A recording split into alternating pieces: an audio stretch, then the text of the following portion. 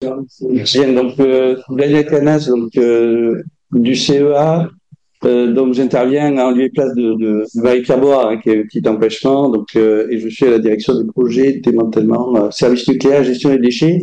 On est maîtrise d'ouvrage déléguée, ça permet de rappeler que dans l'organisation du CEA pour l'assainissement démantèlement, on a une maîtrise d'ouvrage au plus près de l'administrateur général, et aujourd'hui, le responsable de la maîtrise d'ouvrage, c'est Christophe Cassiotis.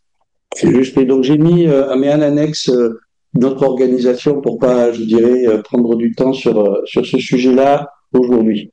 Un petit clin d'œil quand même, puisqu'en fait, les 80 ans du CEA, c'est l'année des 80 ans du CEA en 2025, donc ça nous ramène à 1945. Et vous avez là quelques éléments, je dirais, qui ont marqué la vie du CEA, donc des constructions très différentes, et ça a un impact hein, sur le expérimentation. Je vous en aurai quelques mots après, évidemment, de la recherche appliquée au civil, tout autant que la production de matière et de R&D, à la fois pour le nucléaire, de civil et défense. C'est aussi un héritage.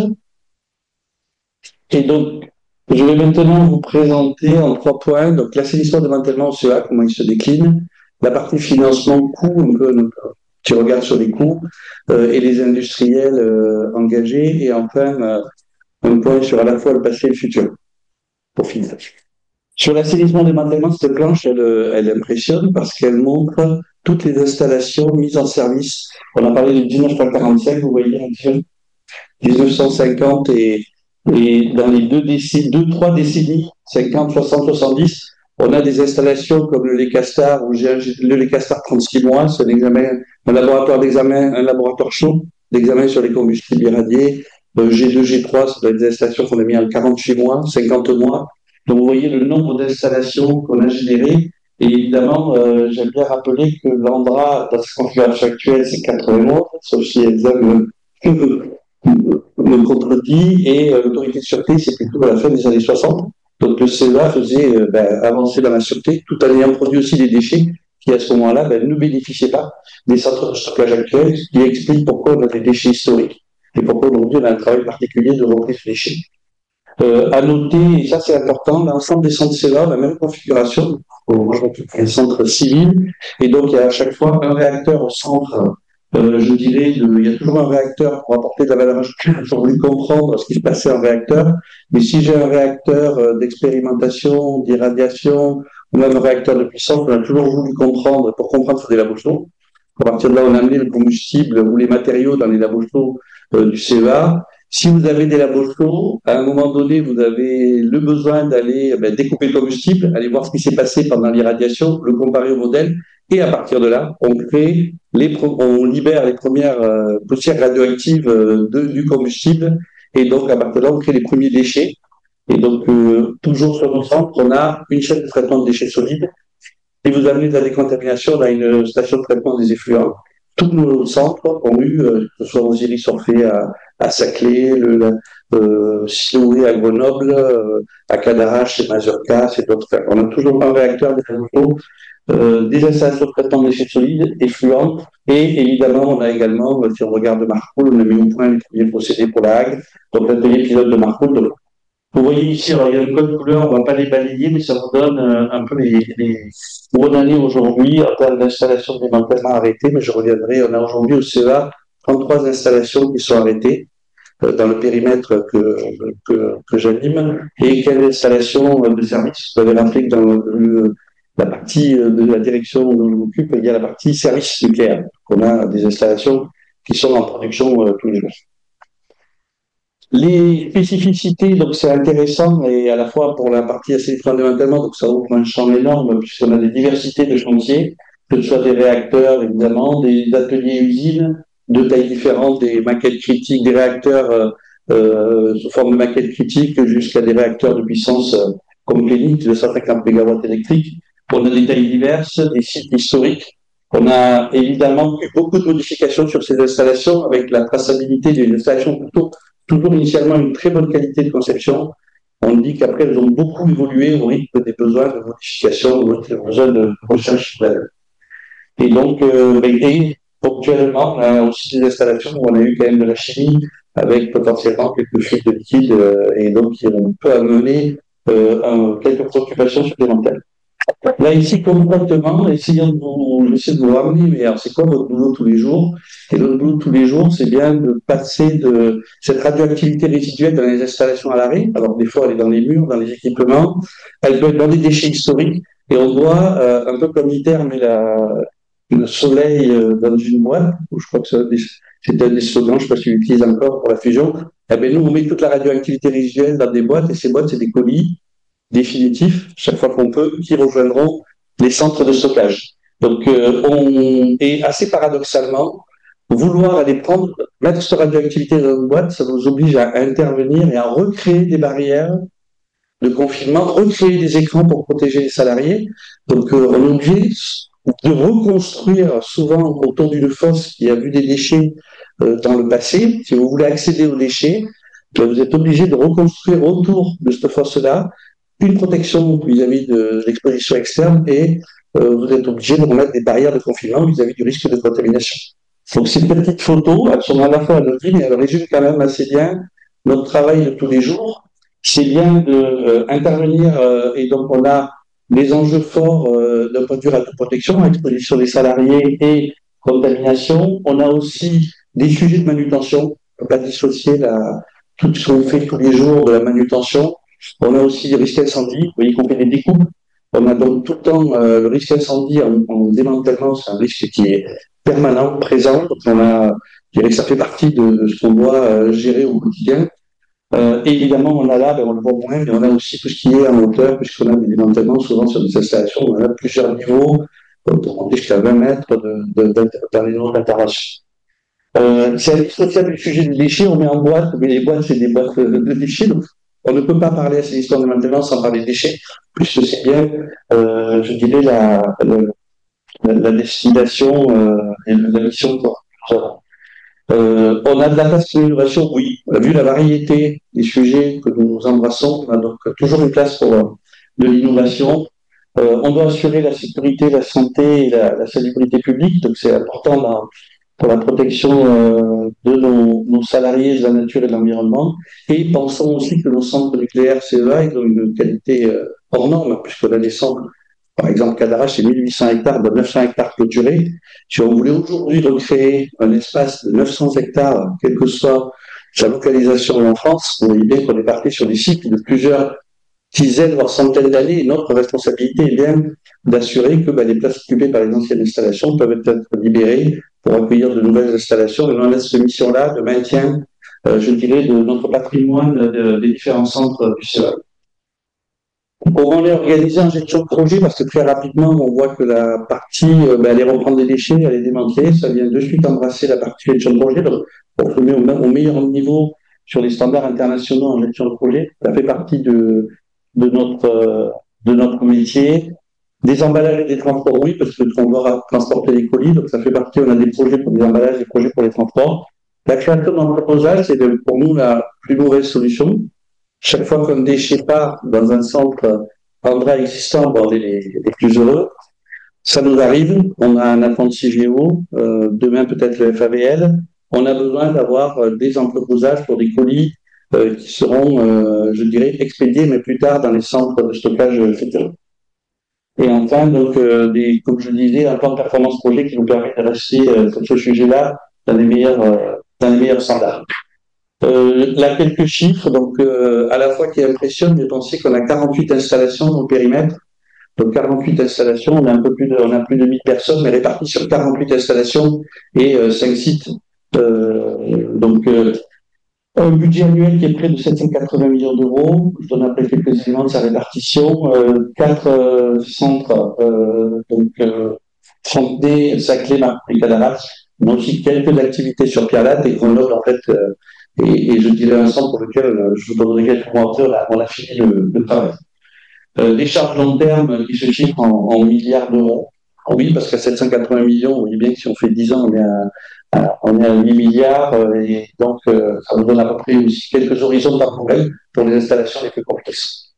33 installations à l'arrêt, 15 en service, une centaine de projets, 25 000 mètres cubes de déchets conditionnés par an. C'est aussi un volume important. Il faudra comparer à 600 000 mètres cubes si je mettais sur le CIRES. Ça vous donne globalement un peu aussi la production de déchets, sachant qu'on fait quand même une majorité de déchets TF1 dans notre activité, et une centaine de brevets. En termes de stratégie, c'était posé la question une dizaine d'années. Là, on va re-rentrer dans un nouvel exercice. L'autorité de sûreté, la SNR, nous a demandé de retravailler sur la priorisation pour notre stratégie sur les 15 ans à venir. On avait défini une stratégie qu'on a suivie depuis 10 ans, quasiment pas bougé sur les fondamentaux, qui s'articulent autour de ce qu'on appelle les termes sources mobilisables. Et en fait, la question de fond, c'était, après tout, s'il y avait un événement, un accident, par quelles installations il faut commencer, quelles sont celles qui sont prioritaires. Et donc, ce terme source mobilisable nous a permis d'avoir un repère. Alors, à la fois, il intègre le type de radioélément, il intègre le type de conditionnement, les qualités de l'installation vis-à-vis d'un séisme, vis-à-vis d'un incendie. Et ça nous a permis de définir un TSM par installation.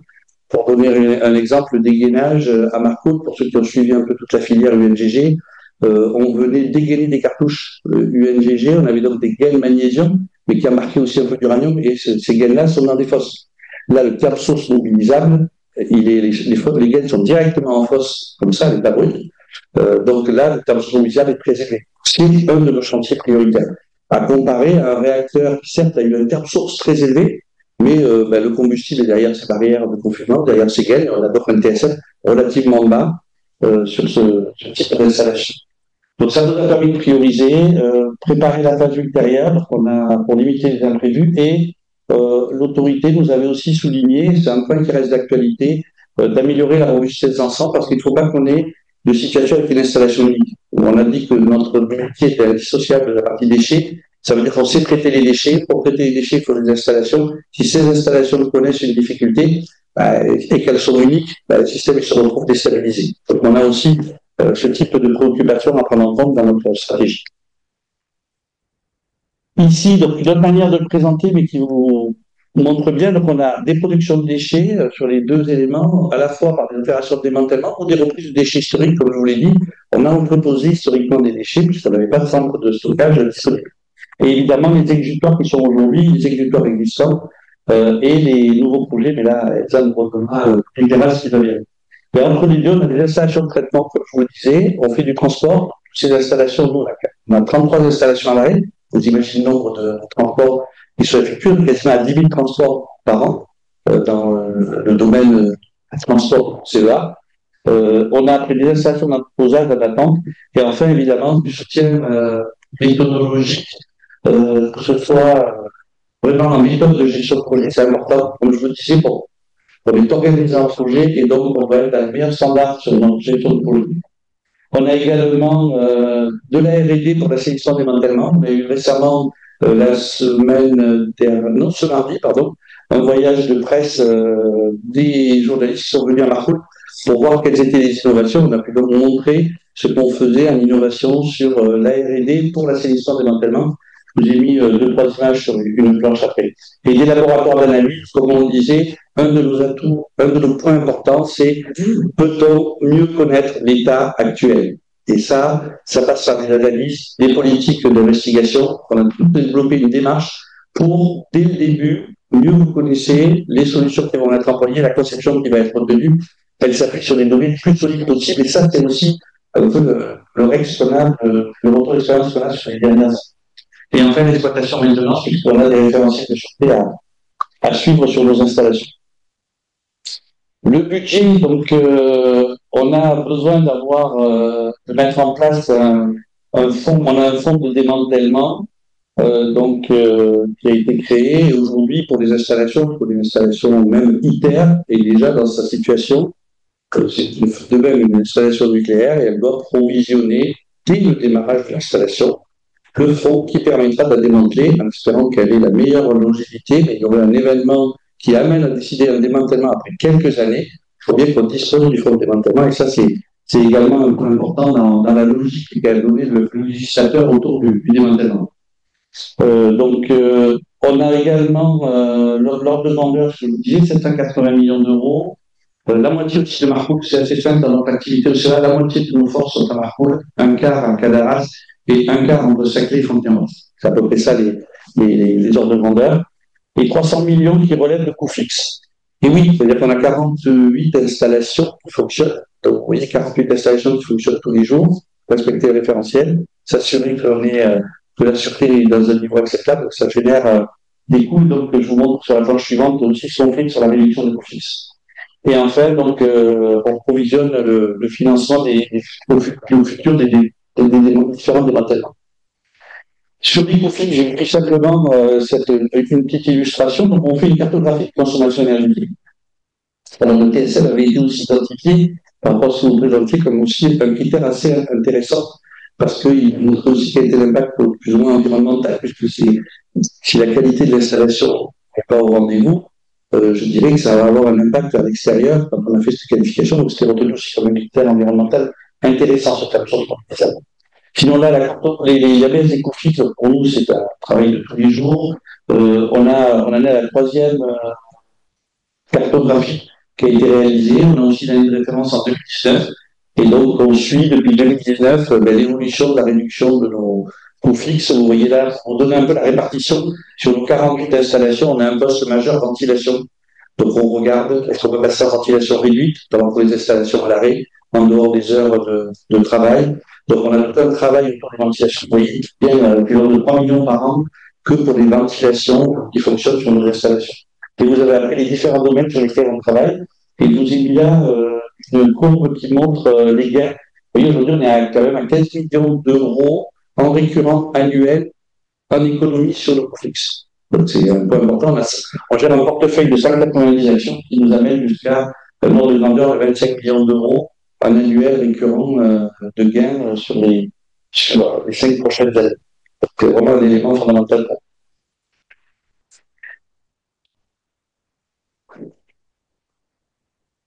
Un point sur la partie R&D pour l'assainissement des démantèlement. Donc, on cherche à résoudre des problèmes techniques sur des nombreux chantiers et on a évidemment toujours une volonté de minimiser les volumes de déchets, améliorer la sûreté. Donc, ça, c'est nos enjeux. Et pour y arriver, on a des objectifs, on a des solutions techniques performantes. Là, je vous ai un peu illustré en matière de qualité, de délai, de coût. Vous voyez, on a aussi évidemment un soutien de développement technologique de la filière nucléaire française. On accompagne aussi un certain nombre d'industriels qui ont proposent des solutions à l'extérieur. Et donc, on développe aussi des standards et des guides fondés sur notre auto-expérience. Vous voyez là quelques images, une image en mode équipement mobile de topographie.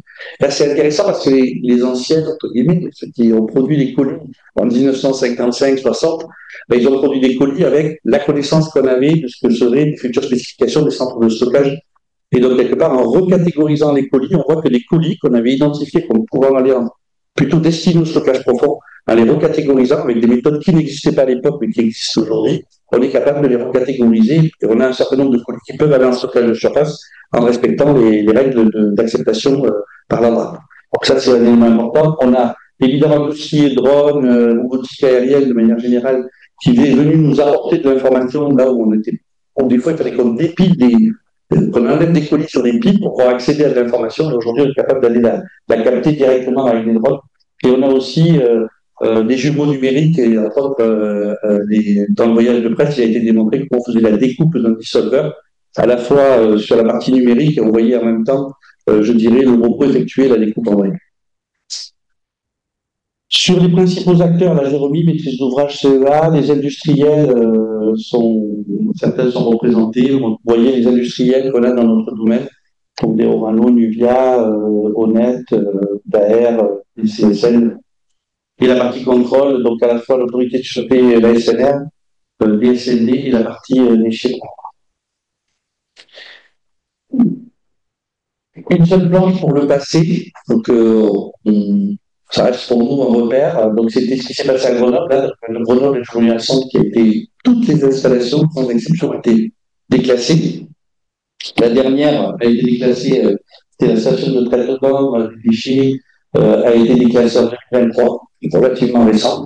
Mais oui, c'est un programme sur une vingtaine d'années de l'ordre de 400 millions d'euros qui a permis à la fois de travailler, de démanteler des réacteurs, démanteler le lama, c'était un large jour d'examen sur les combustibles.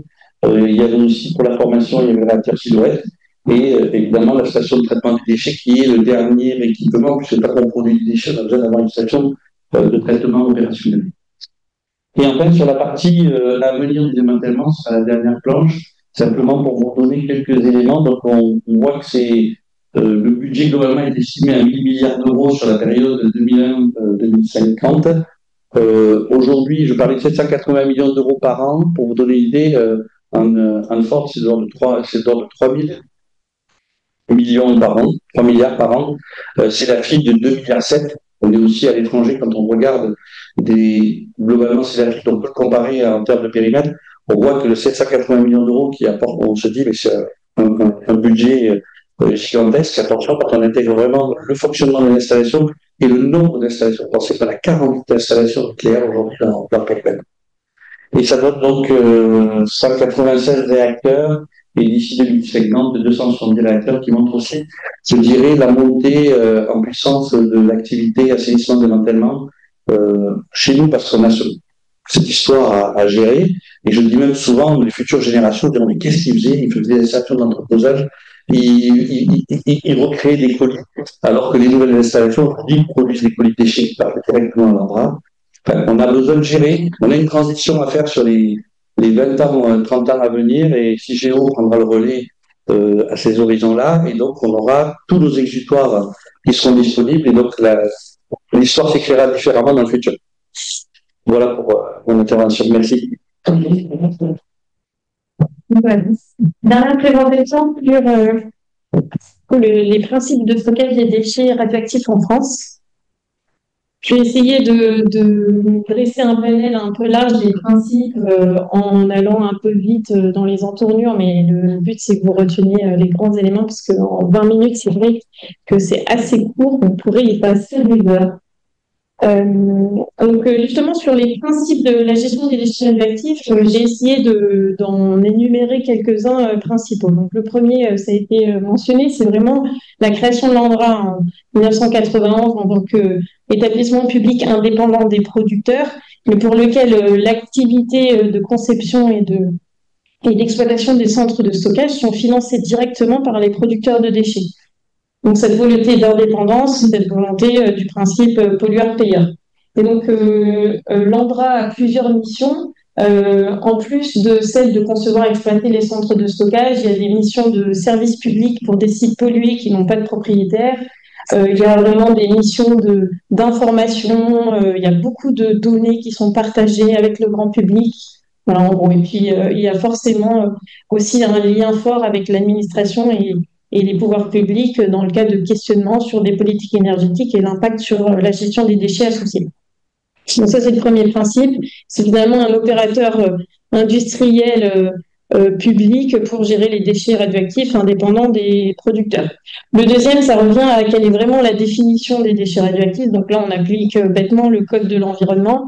Donc les déchets radioactifs, ce sont des substances radioactives pour lesquelles il n'y a aucune utilisation qui est envisagée, aucune utilisation ultérieure envisagée. Donc ça permet de distinguer vraiment par rapport aux matières radioactives pour lesquelles dans le futur, selon les choix énergétiques qui sont faits, ça pourrait être utilisé dans d'autres types de réacteurs, etc. Donc vraiment tout le principe de la gestion des déchets radioactifs est lié à cette définition. Le troisième principe, c'est vraiment de se dire qu'on a une proportionnalité aux enjeux et à la dangerosité des déchets. Donc la gestion se fait en fonction de l'activité du déchet et de sa durée de vie. Et donc finalement, on amène à une classification des déchets et pour chaque type de catégorie de déchets, on a une solution de stockage qui est adaptée. Je ne vais pas forcément détailler rapidement puisque j'ai des slides qui montrent un peu plus les centres de stockage existants tels que ça a été mentionné par Daniel. Le quatrième principe, c'est finalement quelque chose qui est assez commun dans toutes les installations nucléaires en France, c'est d'appliquer un principe de barrière pour contenir la radioactivité. C'est pareil pour des réacteurs ou toute installation. Et donc, sur les centres de stockage du déchet radioactif, on applique la même chose. Où le colis, c'est la première barrière. Il y a ensuite l'ouvrage qui est la deuxième barrière. Et sauf que la troisième barrière, c'est la particularité des centres de stockage. C'est pas quelque chose qui est ouvragé par l'homme, c'est la couche de roche. Et donc finalement, ça en vient à, compte tenu de tous ces principes, quel est l'état aujourd'hui de la gestion des déchets radioactifs en France? Et ben, si on regarde les différentes catégories de déchets, il y a aujourd'hui plus de 90% en volume des déchets qui sont produits qui ont une solution de gestion. Et donc, qui sont les centres existants, donc le CIRES et le CSA qui sont dans l'Aube et en exploitation aujourd'hui, et le CSM qui est un centre qui est fermé, qui est juste à côté de la Hague, vraiment collé à la Hague, et qui a servi pour grande majorité à stocker les déchets qui venaient de cette installation. Et pour les déchets qui représentent un volume plus faible, mais pour lequel ça concentre la majorité de la dangerosité et de l'activité, ce sont encore des projets en étude. Projet FABL, je n'en parlerai pas forcément plus dans le cadre de la présentation. C'est vraiment un projet qui nécessite encore d'être travaillé d'un point de vue doctrinaire avec l'autorité de sûreté pour savoir qu'est-ce qu'on peut faire de cette catégorie de déchets qui présente une activité faible, mais pour lequel la durée de radioactivité est très longue. Et donc, quels sont les principes que, en tant que société, on se donne vis-à-vis de la gestion de ces déchets. Contrairement que pour les déchets qui sont hautement radioactifs, là, depuis déjà plusieurs années, les grands principes ont été posés et c'est la solution du stockage profond. Voilà, donc là c'était un peu rapide, mais c'était pour vous poser l'ensemble des grands principes qui régissent la gestion des déchets radioactifs pour pouvoir introduire mon propos un peu plus détaillé sur le projet Civio, qui est vraiment un projet d'ampleur pour l'ANDRA.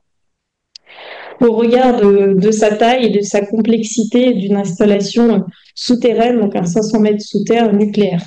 C'est la rencontre de deux mondes, le monde des installations souterraines et le monde du nucléaire.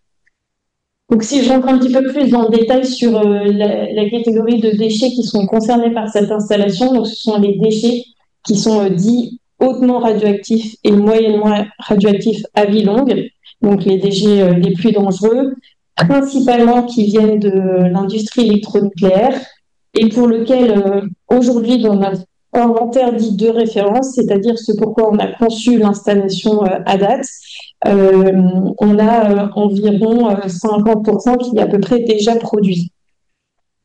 Et donc les petits schémas qui sont affichés ici, en fait, c'est pour illustrer le process de retraitement qui s'opère à l'usine de retraitement de la Haye. Et donc pour lequel, en fait, qu'est-ce que c'est les déchets hautement radioactifs? C'est tous les produits de fission qui ont été mis de côté, qui ne sont pas réutilisés, qui sont mis dans des matrices en verre, qui servent à confiner les éléments radioactifs, et les MAVL principalement, parce que les MAVL, ce sont en fait des catégories de déchets qui sont très variables d'un point de vue physico-chimique, mais principalement, ce sont les coques et embouts qui sont compactés, et puis des déchets plutôt défluents qui sont cimentés. Donc là, vous avez des exemples pour se représenter, parce que souvent la question, c'est finalement à quoi ça ressemble un déchet radioactif? Le choix du site, après diverses péripéties, mais on va dire que le plus important, c'était un critère de géologie, un critère d'absence de sismicité, un critère d'absence de ressources potentielles valorisables au même endroit, un endroit où les collectivités, et en particulier les départements, soient candidats pour accueillir un laboratoire. Ça nous a amené, ça a amené l'Andra à choisir un site qui est à la limite entre la Meuse et la Haute-Marne, pour lequel il y a une couche de roches, d'argile, qui présente des propriétés favorables à 500 mètres sous terre. Et donc, qu'est-ce que ça veut dire les propriétés favorables? En fait, c'est des propriétés qui, en fait, limitent la présence de l'eau, sa vitesse, et donc le fait que ça va dégrader toutes les barrières ouvragées qu'on aura mises et transporter les radionucléides vers des exutoires qu'on ne voudrait pas.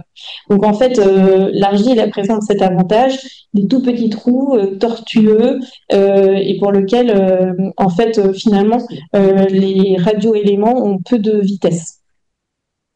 Donc ça c'est tout ce que je viens de vous dire, c'est vraiment les démonstrations vis-à-vis de la sûreté après fermeture. J'ai parlé du laboratoire en fait pour asseoir la démonstration et prouver que la couche de Ross et le site qu'on a choisi étaient finalement intéressants et présenter les bonnes caractéristiques, il a fallu quand même l'étudier, cette couche de roche, et dans les conditions à 500 mètres sous terre.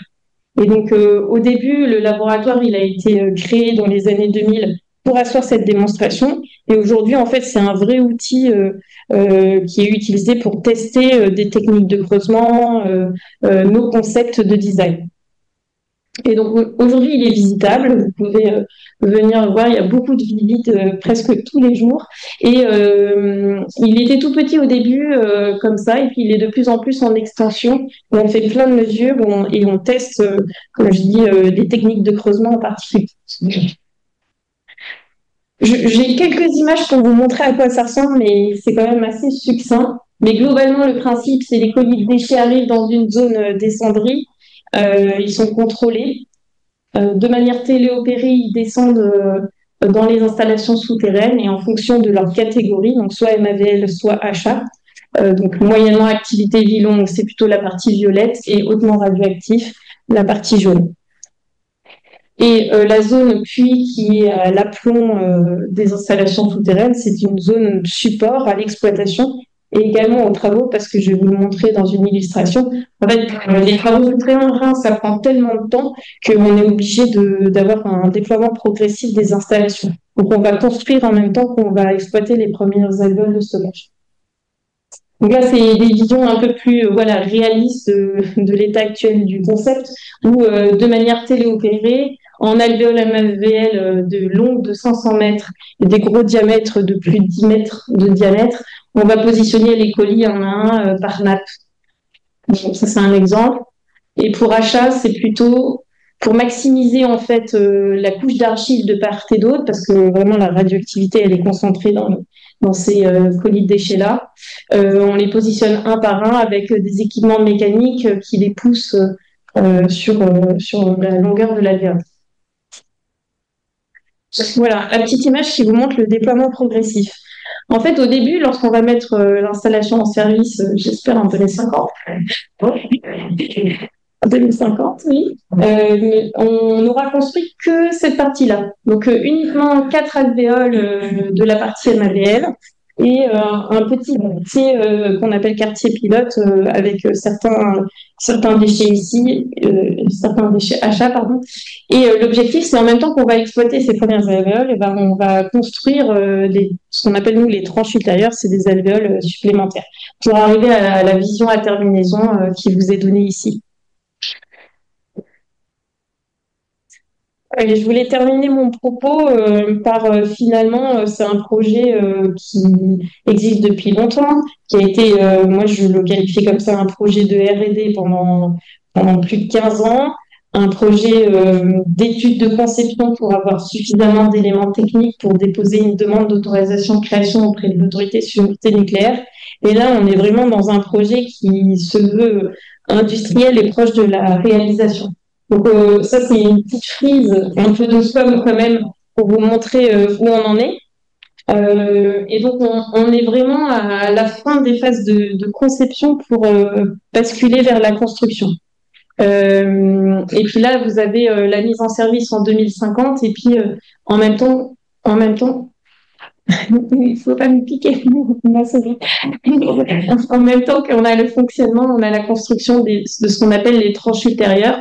Et enfin, on aurait les phases de fermeture au bout de plus de 100 ans d'exploitation.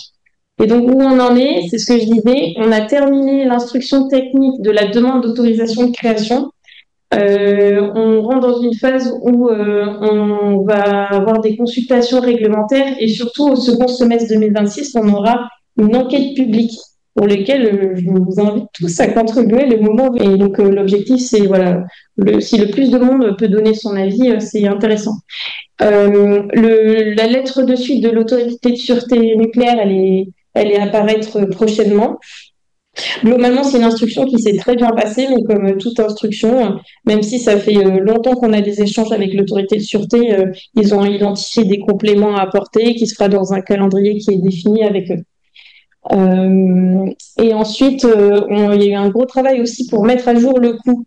Et comme je vous disais, sur le principe du pollueur-payeur, en fait, ce sont les producteurs qui financent, et donc c'est important qu'ils mettent à jour leurs provisions. sur la base du coût. Donc, le coût de Civeo, enfin les estimations de l'Andra en cohérence avec et en travail commun avec les producteurs a été diffusé. Et maintenant, il faut un arrêté ministériel qui va fixer le coût qui sera pris en compte dans les provisions.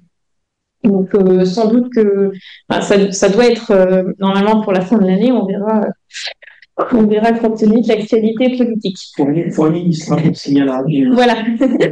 Et après, sinon, peut-être pour vous donner des éléments de contexte sur le fait qu'on on avance vers la réalisation, c'est le fait qu'on a quelques études qui sont en cours, que nous on appelle études complémentaires, mais qui vont permettre de consolider nos exigences techniques qu'on va prescrire à des bureaux d'études qu'on appelle maîtrise d'œuvre, qui vont nous aider à finir la conception pour après contractualiser avec les entreprises travaux. Donc, on travaille sur notre stratégie industrielle pour la réalisation et on est en train de réaliser, ça a commencé il y a une dizaine de jours, des caractérisations supplémentaires sur le terrain. Donc, ça veut dire quoi, hein? Ce sont des sondages géotechniques, des forages un peu plus profonds, mais comme nos zones, je ne l'ai pas dit d'ailleurs, mais les 2 zones qui sont en surface, elles font plus de 200 hectares chacune. Ça représente tout de suite, lorsqu'on parle en nombre de forages, des chiffres qui sont assez importants, 200, 250 forages. Il y a aussi des activités d'archéologie préventive qui sont obligatoires pour vérifier qu'il n'y ait pas de vestiges sur le site. Et donc tout ça, on le réalise maintenant. Et en même temps, on commence aussi à organiser le chantier. Au moins, comment est-ce qu'on va s'organiser pour le chantier? Et c'est ce que nous, on appelle un peu le travail autour de nos bases vie. Comment on va accueillir les entreprises qui vont, à la fois les maîtrises d'œuvre et puis les entreprises travaux qui vont opérer sur le chantier, parce que au pic de la construction, c'est plus de 2000 personnes qui sont attendues. Donc, il faut que le territoire il soit prêt aussi, en plus de nous, pour accueillir toutes ces personnes. Voilà, et je pense que j'en ai fini. Voilà, merci beaucoup. C'est exportable, mais les choix de design sont très dépendants les choix de design sont très dépendants de la couche de roche. Donc, l'Andra, en tout cas, si je regarde vers le passé, a eu beaucoup d'interactions avec tous ses homologues. De toute façon, pour justifier nos choix de conception, c'est toujours important de savoir ce qui est fait chez les autres. Après, pour basculer ça en prestation pour les autres, c'est aujourd'hui moins facile parce que l'Andra se positionne plutôt en expert sur son domaine et fait des partenariats et sans forcément un retour financier. Oui, alors concernant est-ce que c'est un savoir-faire exportable, aujourd'hui, on a beaucoup appris, parce qu'en fait, en rencontrant les sujets techniques sur le terrain, parce que là, on est vraiment tel que c'est sur le terrain, et il faut trouver des solutions pour assurer soit la déconstruction, l'arrêt des équipements. On voit on a par exemple, sur nos stations de traitement des effluents, on n'était pas super bon. On a faisait du rinçage, on n'avait pas toujours des points bas dans toutes les canalisations. Et ça paraît évident. On se dit, mais comment il n'y avait pas un point bas quelque part qui permettait de tout vidanger? Ben non, on a des situations où on est obligé d'aller trouver d'autres moyens, parce qu'il n'y avait pas nécessité pendant l'exploitation de pouvoir rincer. Donc aujourd'hui, on est évident que ce soit un SMR, que ce soit Calogéna demain, que ce soit d'autres installations, ils vont pouvoir bénéficier de tout ce qu'on voit, des recommandations qu'on fait en termes de démantèlement, des espaces minimums nécessaires pour pouvoir venir derrière. Donc, quelque part, on a vraiment de quoi intégrer ça à la conception des futures installations. C'est d'ores et déjà, c'est fait. Je pense que l'installation même ITER bénéficie aujourd'hui de tout l'apprentissage qu'on a eu sur nos installations de la fission. Et donc, on est impliqué. Alors, la France est d'autant plus impliquée que l'installation ITER étant sur le territoire français, ces déchets sont stockés à l'Andra, puisqu'ils seront produits en France. Et là, la réglementation dit qu'un déchet produit en France est stocké en France. Et par ailleurs, on les accompagne sur la partie démantèlement futur pour le prendre en compte à la conception. Et ne pas se retrouver après, voilà. Donc, oui, sur, je dirais, l'apprentissage qu'on fait de ces techniques-là. Et on a des échanges, évidemment, avec d'autres. Le mois prochain, il y a un déplacement, même ce mois-ci, en fin de mois, un déplacement à Célafide. On croise nos cultures. On travaille aussi avec nos collègues d'Orano, l'AG, qui font aussi de la reprise de déchets. Donc, il il y a quand même une mise en commun des bonnes pratiques et de l'expérience acquise sur nos chantiers de démantèlement. Moi, je vais poser une question. Pourquoi 2050? Ça paraît vraiment très lointain. Alors, déjà, il faut avoir le décret d'autorisation de création. L'objectif, c'est de l'avoir éventuellement en 2028, après avoir passé l'enquête publique, etc. Et après, il faut se dire que les creusements souterrains prennent énormément de temps. Donc déjà, faut se dire que ça prend une dizaine d'années juste à creuser le souterrain. Et donc, voilà, et donc mis bout à bout, ça fait cette date de 2050. Merci. Est-ce que je peux faire. Je vais rebondir justement sur cette date de 2050.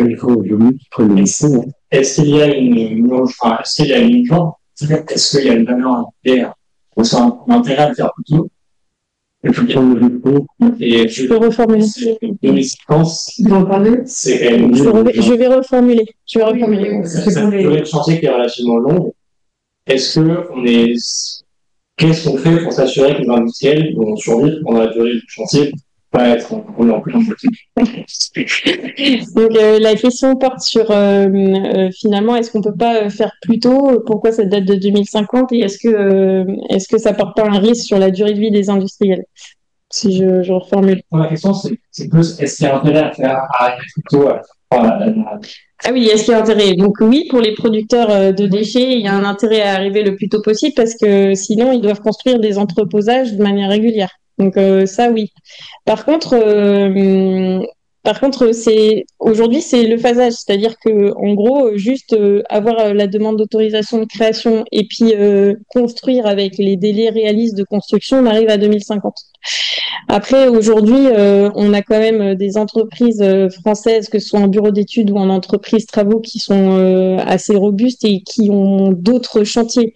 Si je regarde dans le souterrain, on a quand même le Grand Paris. Dans le nucléaire, c'est un peu la relance en ce moment. Donc en fait, les entreprises, elles seront solides parce que il y aura tous ces chantiers en parallèle et toutes ces activités.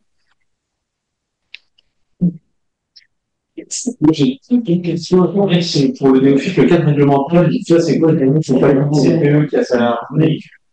Vraiment, pardon, excusez-moi. Ah oui, excuse-moi. La question, c'est le cadre réglementaire. C'est quoi si les lois qu'on a votées, c'est ça, la CGO. Et la deuxième, c'est que vous avez dit que vous étiez d'accord avec les producteurs sur le prix, que c'était en train d'aboutir prochainement. Et est-ce qu'il y a eu du contradictoire qui vous challenge pour se dire, il n'y a pas de suringénierie, on n'est pas en train de penser trop pour ce qu'on veut faire? Alors, sur la réglementation, en fait, peut-être je serais bien, mais j'allais dire, voilà, le code de l'environnement, parce que l'arrêté IND, c'est peut-être à part, mais en gros, c'est. L'arrêté IND a été codifié. Dans le code de l'environnement. Donc, tout est dans le code de l'environnement. Et donc, en termes de statut d'installation, toutes les installations nucléaires sont installations nucléaires de base et l'acronyme INB. Et donc, c'est le statut au-dessus d'ICPE. D'ailleurs, sur les centres de stockage de l'ANDRA, par exemple, l'installation du CIRES, qui est pour les très faiblement radioactifs, est qu'une ICPE. Par contre, dès que ça passe à un niveau d'activité faiblement, on est en INB, installation nucléaire de base. Et donc, la deuxième question, c'était quoi déjà? Parce que les producteurs. Ah oui, tout challenge. Voilà. En fait, la phase contradictoire, c'est le fait qu'au quotidien, les producteurs, et dans les équipes de Daniel, il y en a, qui viennent nous challenger sur le fait qu'il n'y ait pas de suringénierie. Et même qu'ils pensent à des pistes d'optimisation qu'ils nous demandent d'étudier, etc. Donc ça, c'est, on va dire, la gouvernance positive du challenge constructif. Après, justement, pour élaborer les estimations de l'ANDRA qui permettra de fixer le coût, forcément, lorsqu'on doit faire un coût à terminaison avec 150 ans d'exploitation, des choix techniques qu'on va prendre encore sur... il y a peut-être une différence d'appréciation entre eux et nous. Donc, finalement, à la fin, qu'est-ce qu'on présente? C'est des scénarios. On présente tous les scénarios avec... des paramètres, des incertitudes, voilà. Et donc aujourd'hui, dans le chiffrage qui a été déposé en avril, il y a eu des scénarios sur les éléments techniques, des scénarios sur des paramètres vis-à-vis de l'incertain qui sont. Comment aussi, il y a eu un gros débat sur comment on prend en compte le portefeuille des risques dans le chiffrage. Ça, c'est. Est-ce qu'on est plutôt à être optimiste et prendre qu'une partie, ou est-ce qu'on est plutôt à prendre tous les risques du portefeuille dans le chiffrage? Bon, voilà. Donc ça, plusieurs scénarios sont posés et après, voilà, on remet à l'État de décider quel est le coût à retenir. Et dans la même direction, effectivement, les producteurs donnent un avis sur le chiffrage et donc on peut venir apporter des éléments qui permettent d'engager une réflexion collégiale et qui fera l'objet d'une décision. Mais donc on a eu droit à la parole et on a bien pu intervenir dans ce processus-là sur les solutions techniques et donner un avis sur le coût qui était proposé.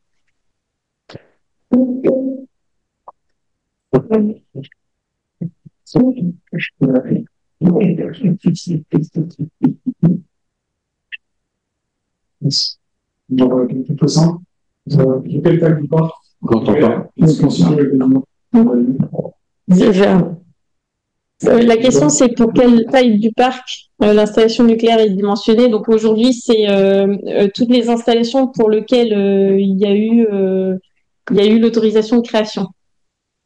J'imagine que pour les futurs réacteurs qui sont construits, ça ne doit pas rentrer dans ces jalons ou alors dans les extensions.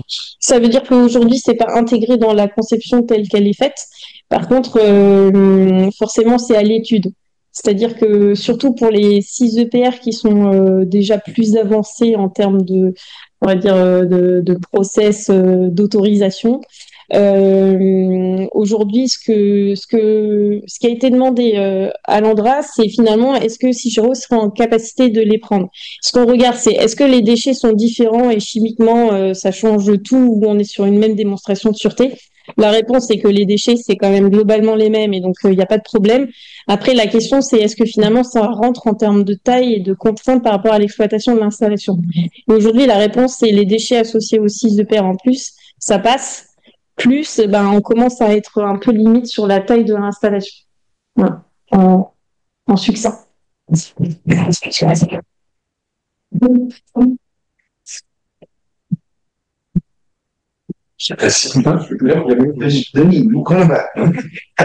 Pour compléter la question précédente, c'est ce qu'on réfléchit sur le très long terme. Parce que là, on voit clair que quand la méthode, par exemple, pardon.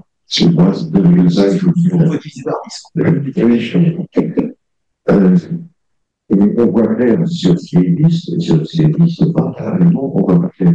Comment est-ce qu'on fait pour réfléchir, pour faire au-delà, comme ce qui a été demandé juste avant, des productions dont on ne connaît pas encore que la nature, ou du très long terme, au-delà des temps vous voulez dire qui influence l'inventaire à stocker?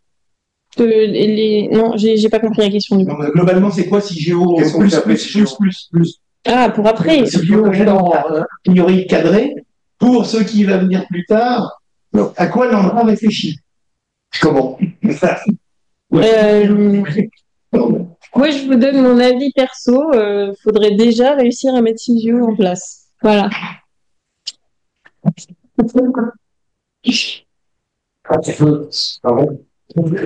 passe par derrière. Je voudrais vous entendre sur le recyclage de matières. Je vais prendre 2 exemples, je crois que rebondissent. Et des barrières. Donc, c'est dommage de ne pas revaloriser tout le matériel. En France, on n'a pas de seuil de libération. Il me semble aussi qu'on va nommer des EDF sur le central de façon à des choses. Et c'est pas très clair dans mon esprit. Qu'est-ce qu'on peut faire pour quand même réutiliser ces matières? C'est qu'il faut réutiliser ça, bien entendu. Est-ce que vous avez bien sûr ça allégera le travail de l'endroit, et ça fera moins quand c'est qu'il va faire, mais ça pose une situation. Donc, on a quelques dossiers qui ont déjà abouti. On a aussi un dossier sur Phoenix. On a quelques dossiers où, en fait, à partir des justifications qu'on a pu apporter, des déchets qui auraient pu être directement relevant de la partie déchets nucléaires et donc en allant au centre de stockage, on a déjà pu avoir quelques exemples réussis. Hein. On a pu apporter à revenir dans une filière conventionnelle. Je n'ai pas le détail, mais c'est vrai que l'IRSN avait aussi, en son temps, fait des études sur ce qui pouvait être fait sur les recyclages de matériaux, l'entreposage sur les sites, pour éviter là aussi d'aller sur la ressource rare qui est le stockage. Donc voilà, après il faut que la réglementation évolue, mais il faut pas. Le seuil de libération, c'est aussi un choix qui est fait dans notre fonctionnement. Je pense qu'il faut encore qu'on ait de l'expérience acquise, des situations où on a pu avoir des solutions apportées avant de pouvoir, je dirais, faire évoluer la réglementation. On a aussi des contacts avec nos collègues anglais, quand il y a un seuil de libération, mais on a un souci qui est rencontré dans un déchet qui est libéré, entre guillemets, et on a une difficulté qui est rencontrée, c'est aussi quand même quelque chose qui se retourne très rapidement vers les producteurs et avec des conséquences assez significatives. Donc il faut peser les deux. C'est vrai que par exemple sur des gravats, on a un certain nombre de sujets ou sur les déchets métalliques, il faut qu'on ait des solutions parce que là, on sait, quand on regarde, hein, y compris nous dans les déchets, ou même quand on regarde au CIRES l'activité moyenne dans le centre TFA, la réflexion elle est là. Il faut qu'on puisse trouver des solutions pour les gravats, pour les métalliques, qui permettra déjà de diminuer très largement, je dirais, l'envoi en colis de stockage au centre de surface CIRES. Qu'est-ce qu'un seuil de libération? Alors, le seuil de libération, dans la réglementation aujourd'hui, vous définissez des zones susceptibles de produire des déchets nucléaires. Donc, du moment qu'un déchet est produit dans cette zone-là, que même si par mesure, tous les moyens que vous souhaitez vous démontrer qu'il y a absence de radioactivité, ce déchet provenant d'une zone à production de déchets nucléaires est un déchet nucléaire et va donc se retrouver dans le centre de stockage pour le coup TFA, puisque vous n'aurez pas mesuré de radioactivité, donc vous serez largement à peu près les seuils de 100 becquerels par gramme, vous n'êtes pas dans ces seuils-là. Donc le seuil de libération est de dire, si on est capable de démontrer qu'on est en dessous d'une valeur, et donc on revient presque un peu à une valeur cible et à une mesure associée, vous pourriez démontrer que en dessous de cette valeur, ce déchet-là ne présente pas d'impact potentiel ou qu'il se retrouve, que ce soit en fusion dans des déchets métalliques, parce qu'on pourrait même après, et c'est des questions qui se posent, hein, si la France n'a pas de seuil de libération, d'autres pays ont des seuils de libération, peut donc tout à fait produire, à partir de déchets métalliques qui étaient en dessous du seuil, produire des équipements qui vont se retrouver peut-être dans votre domicile par un autre biais. Donc, la question, elle est de toute façon pertinente dans ce sens-là. Voilà. Mais notre réglementation, elle est plutôt par zone, et donc on fait tout un effort, les producteurs, pour limiter les zones, les déchets, les équipements qui sont en zone à production de déchets nucléaires, parce qu'on sait que ces déchets-là vont rester dans la filière nucléaire, dans la réglementation actuelle. Donc il y a toute une conception qui a été, par les générations, entretenue, on met à l'extérieur tous les équipements, enfin il y a tout l'électronique, tout ça, ça fait partie de règles de conception qu'on a dans nos installations. Bien. C'est quand même une question de quelqu'un essentiel qu'on vous a posée. Alors, bonsoir, merci de vos explications. Est-il réellement envisagé sur l'enquête publique où toute autre étape du processus puis aboutir à une décision de notre conseil CGO? Et quelle serait alors l'alternative?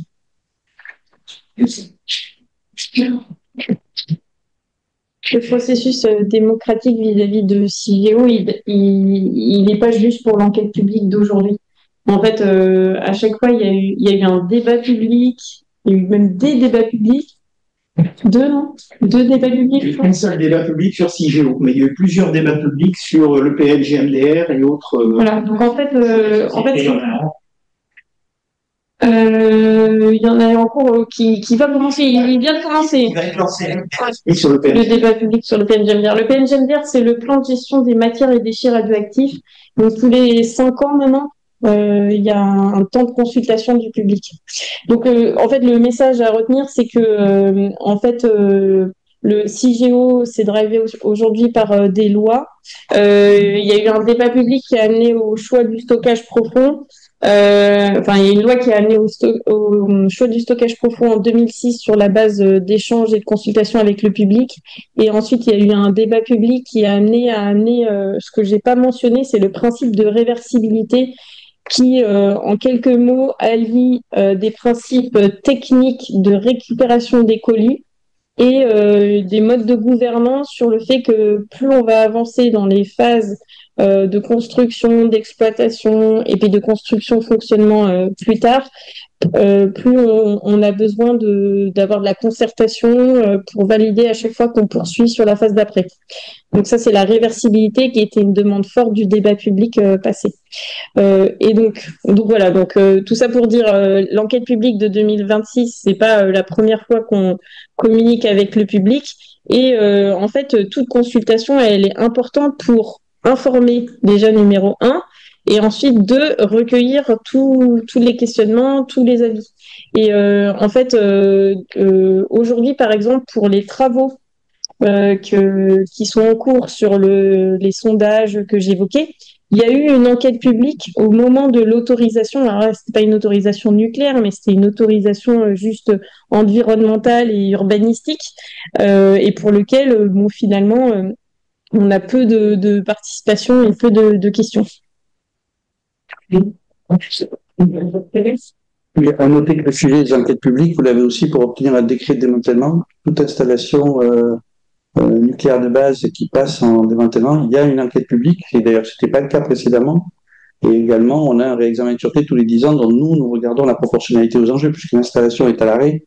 Le réexamen de sûreté qui est fait pour s'assurer que la sûreté est acceptable et quelles sont les modifications à faire. Pour les travaux, évidemment, on veut s'assurer que c'est au juste besoin par rapport à la situation de l'installation. On a aussi une enquête publique, c'est important parce qu'on voit quand on présente les dossiers de démantèlement au public, alors il y a un peu un désamour avec les commissions locales d'information, mais je crois que c'est général quand on demande au public de venir dans une salle, même pour les plans d'occupation des sols, les maires, alors que c'était quand même un sujet qui était vital, les maires nous font remarquer que les gens se déplacent moins, donc ça informe autrement. Mais donc, on a quand même, évidemment, là, on va avoir une enquête publique encore sur l'INB 56 à Cadarache, dans le cadre du décret de démantèlement. Merci. Merci. Dans la liste des risques qui sont considérés ou qui doivent être expliqués, est-ce qu'on n'a pas de réflexion sur la possibilité, quand on est plus lointain, on est à se soucier de menaces de chantage par une puissance étrangère qui pourrait avoir pour utiliser le dispositif nucléaire français et y compris des problématiques de stockage, d'entreposage. Soit des drôles, parce que sur l'aéroport, on sent bien qu'il y a un risque pour la montée qui était, je n'imagine, pas du tout pris en compte dans la façon dont les choses ont été établies dans les décennies précédentes.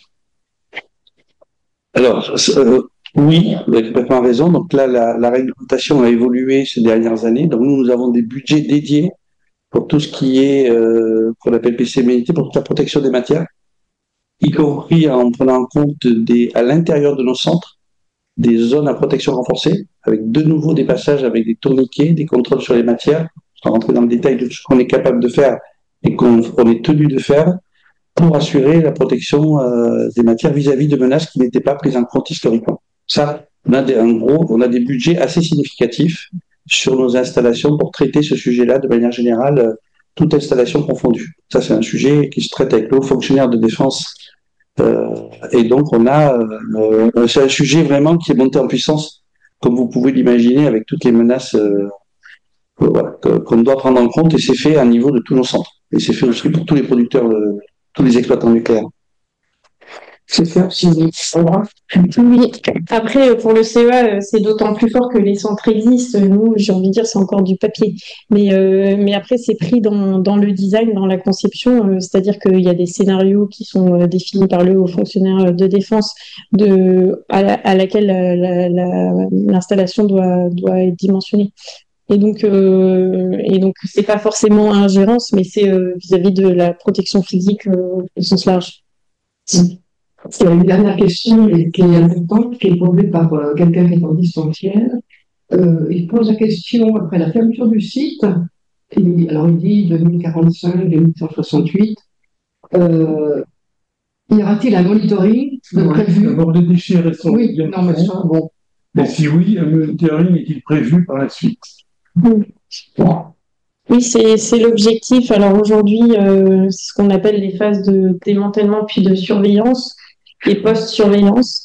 Donc c'est ça, en fait, c'est du monitoring. Par contre, vous dire aujourd'hui quel dispositif technique on utilisera, c'est un peu dur parce que forcément les technologies auront évolué d'ici là. Mais en tout cas, c'est l'objectif. Et le fait de faire, enfin, en gros, l'objectif, c'est vraiment cette solution de stockage. C'est la solution de gestion sur le long terme. Et donc, ça veut dire que l'objectif, c'est que les déchets, ils restent. Et sur quel long terme? Qu'est-ce qu'on envisage après la fermeture? Ah bah, définitif. C'est définitif. Bon, d'accord. Ok. En tout cas, l'objectif, c'est qu'il bouge plus, et encore plus par rapport à ce que je vous ai dit sur le choix de la roche, c'est qu'il bouge le moins possible. C'est-à-dire que les radionucléides, ils bougent pas trop. Ouais. Vraiment, voilà. Encore une question, peut-être? Moyen de prévu pour récupérer ces matières et éventuellement faire autre chose que le stocker. Et donc, vous voulez dire définitif, donc en fait, par exemple, dans votre mécanisme automatique qui permet d'envoyer les colis à 509 systèmes, ça n'est pas prévu qu'on les remonte à aucun moment. Alors, ce que j'ai évoqué tout à l'heure, c'était une des conclusions du débat public qui a eu lieu, c'était d'inclure la réversibilité qui inclut une composante technique de récupérabilité. Donc, ça veut dire que techniquement, aujourd'hui, dans l'idée, on peut déposer un colis et tout de suite le récupérer. Par contre, ce qu'il faut se dire, c'est que mon Landra définit des niveaux de réversibilité, c'est que plus on va commencer à fermer l'installation, plus le fait d'aller vouloir aller chercher les colis aura un coût qui sera non nul sur les générations futures qui, à ce moment-là, prendront la décision. Donc, si l'objectif, c'est de prouver techniquement qu'on peut déposer un colis et le remonter, pas de problème et à coût relativement OK. Par contre, si on commence à fermer les alvéoles de stockage des bouts de galerie et que là, il faut aller les chercher, c'est pas la même chose. Et après, ce que j'allais rajouter, c'est que il faut se dire, mais il y a quoi à aller chercher? Enfin, aujourd'hui, on parle de bouts d'actinides et de produits de fission, donc des éléments pour lesquels, à date, on a considéré que c'était des déchets mélangés dans une énorme matrice en verre. Voilà, je ne sais pas trop ce qu'on pourrait en faire. Et après, pour les déchets qui sont MAVL, des coques compactées, enfin bon, voilà. En gros, pourquoi faire en fait? Je sais que la question, elle revient souvent mais est-ce qu'on ne pourrait pas aller les chercher? Mais pourquoi faire? Mais imaginons que c'est bougé, par exemple. Comment? Imaginons que c'est bougé. Qu'est-ce qui bouge? Bougé trop. Puisqu'il y a un monitoring qui va surveiller qu'ils n'ont pas bougé. Mais imaginons qu'ils bougent. S'il y a, je sais pas, moi, il y a un question de terrain, je sais pas. Bah après, c'est ça, c'est le principe de la réversibilité. Ça veut dire que techniquement, à un coût non négligeable, ce sera possible d'aller les chercher. Donc, il y aura une décision de gouvernance à un moment donné face à ce problème-là, qu'il analysera et qui pèsera les avantages et les inconvénients d'aller chercher versus les laisser là et quand même probablement reboucher définitivement le site. Ça sera donc, encore une fois, la réversibilité, c'est l'introduction de la gouvernance à tous les moments du cycle de vie, je vais dire. C'était le mot de la soirée de cette installation CIGEO. Bon, et quasiment 220 000. Ok. Aujourd'hui,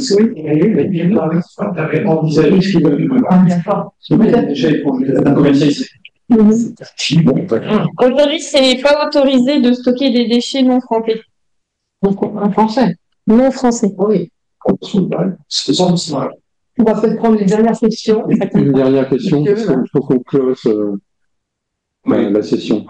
Une dernière question.